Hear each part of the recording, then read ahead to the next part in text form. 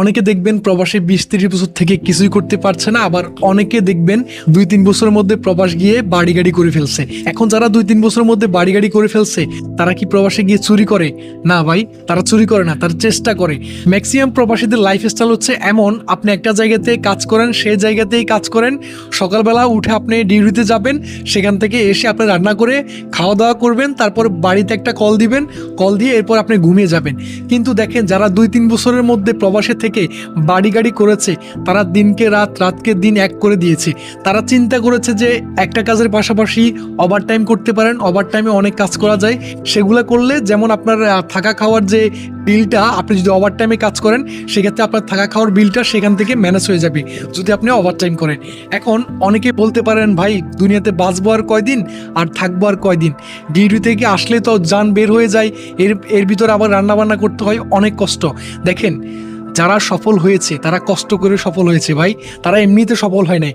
আমরা শুধু মানুষের সফলতাটাই দেখি, আমরা কখনো তার পেছনের কতটা পরিশ্রম, কতটা অক্লান্ত পরিশ্রম করে সেই মানুষটা সফল হয়েছে সেটা আমরা কেউ একবারও দেখি না।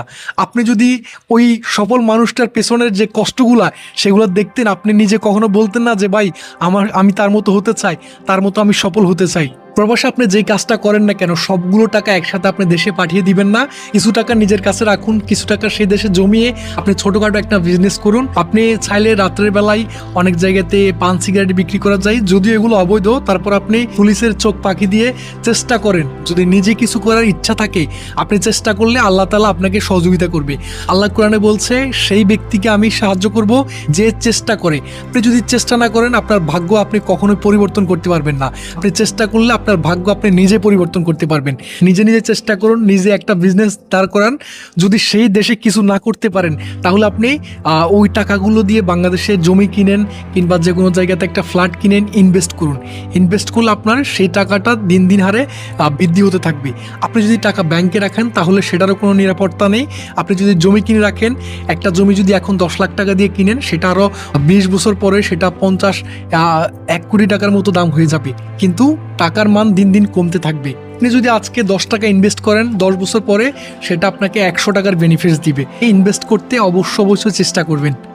প্রবাসে আপনি যত পরিশ্রম করেন ভাই, আপনি যদি ঠিকমতো খাওয়া দাওয়া না করেন, তাহলে আপনার ওই পরিশ্রমের, ওই টাকার কোনো মূল্য নেই। পৃথিবীতে সবচাইতে মূল্যবান জিনিস হচ্ছে আপনার শারীরিক সুস্থতা। আপনি প্রবাসে যতটাই পরিশ্রম করেন, তার থেকে বেশি প্রয়োজন আপনার শারীরিক সুস্থতা। আপনি সুস্থ না থাকলে আপনি কাজ করতে পারবেন না। এটা গাড়িতে তেল না দিলে যেমন গাড়িটা চলবে না, ঠিক সেইভাবে আপনার শরীরকে যদি আপনি কিছু না দেন, আপনি যদি পুষ্টিকর খাবার না খান, তাহলে আপনি কাজ করতে পারবেন না, আপনি সুস্থ থাকতে পারবেন না। একজন প্রবাসীর দুঃখ একজন প্রবাসী ছাড়া আর কেউ বুঝবে না। প্রবাসীর জন্য আল্লাহ ছাড়া আর কেউ নেই। তাহলে আমার সকল প্রবাসী ভাইদের ভালো রাখুক, সবাই আমার জন্য দোয়া করবেন। আসসালামু আলাইকুম।